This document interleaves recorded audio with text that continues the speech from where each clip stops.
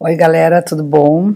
Hoje eu vou falar de um assunto que super me pediram nos comentários e é um assunto que em geral não se vê muito abordado em livros de astrologia, não se vê nem abordado em alguns cursos de astrologia, que é uma certa noção de astronomia aplicada na astrologia.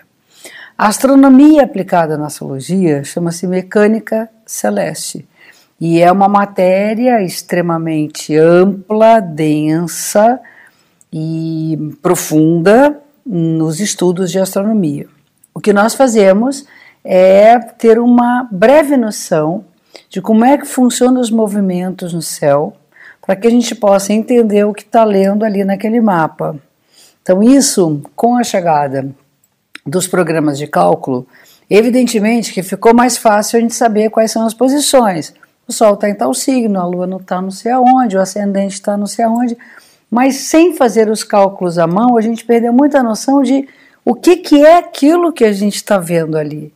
Que céu é esse que a gente está vendo aí? Então, eu vou nesse vídeo fazer uma coisa muito rápida, não é uma aula de mecânica celeste, muito pelo contrário, eu teria que dar mais de 1h30 de aula talvez, mas eu vou fazer uma breve explanação sobre como nós podemos entender astronomicamente o desenho de um mapa de nascimento. Então vamos começar pensando o seguinte: quando a gente imagina o céu, a gente imagina uma abóbada celeste, chamada de esfera celeste. Então ali estão localizados os astros no céu, as estrelas, planetas, cometas, galáxias, e nós vamos estudar os astros que fazem parte do sistema solar. Então nós vamos estudar o Sol, a Lua, Mercúrio, Vênus, Marte, Júpiter, Saturno, Urano, Netuno, Plutão, e podemos também trabalhar com Quirón, algumas pessoas trabalham com asteroides, ou seja, localizar estes astros no céu. Enfim, então primeira coisa, precisamos saber das coordenadas na Terra de como localizar esses astros no céu. A primeira coordenada importante é a ideia de horizonte. Nós temos um horizonte que corta a esfera celeste e ela vai cortar um determinado lugar, né, do céu, dividindo o céu numa parte que nós vemos e noutra parte que nós não vemos. Temos também uma linha imaginada chamada meridiano, que é a linha onde passa o Sol ao meio-dia, que é onde nós temos a contagem das horas. Ali nós dividimos o nosso mapa em leste e oeste, o que está antes do meio-dia e o que está após do meio-dia. Então essas coordenadas são fundamentais. A linha do horizonte a leste vai ser chamada de ascendente, onde nós vemos o céu subir ao longo do dia, do movimento de rotação da Terra. E essa linha imaginária, que é o meridiano, lá em cima das nossas cabeças, vai ser chamada de meio do céu. Isso então nós vamos ter o nosso mapa dividido em 4 partes iguais. Aí vamos dar uma paradinha, vamos pensar o que é signo. Os signos não são constelações, isso é muito importante. Os signos são uma divisão matemática do céu em 12 partes iguais, como se fosse uma pizza, e são contadas a partir do chamado equinócio de março, ou seja, a partir do ponto onde o Sol se encontra na entrada da primavera e do outono, seja no hemisfério norte, seja no hemisfério sul. A isso nós vamos ter dividido então a nossa esfera celeste em 12 signos e que vão estar próximos às constelações, mas não são constelações. Isso até justifica o fato de algumas pessoas dizerem: hoje o equinócio não está mais apontado para a constelação de Áries, então o signo mudou. Não, isso é outra história que é era astrológica. Nós temos que entender que Áries é contado a partir do equinócio de março, a entrada da primavera e do outono no hemisfério sul e no hemisfério norte. Então, a partir daí, tendo um zodíaco, quer dizer, contagem dos signos em torno da nossa cabeça, no céu, nós vamos então ter o signo que está subindo no horizonte, que é o ascendente, e o signo que está subindo no meio do céu, que é o signo que está mais alto no topo das nossas cabeças quando nós nascemos.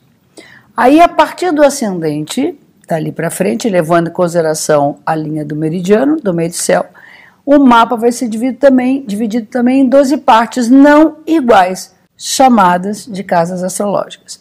Eu já gravei um vídeo mostrando direitinho como é que são contadas as casas, como é que elas são divididas.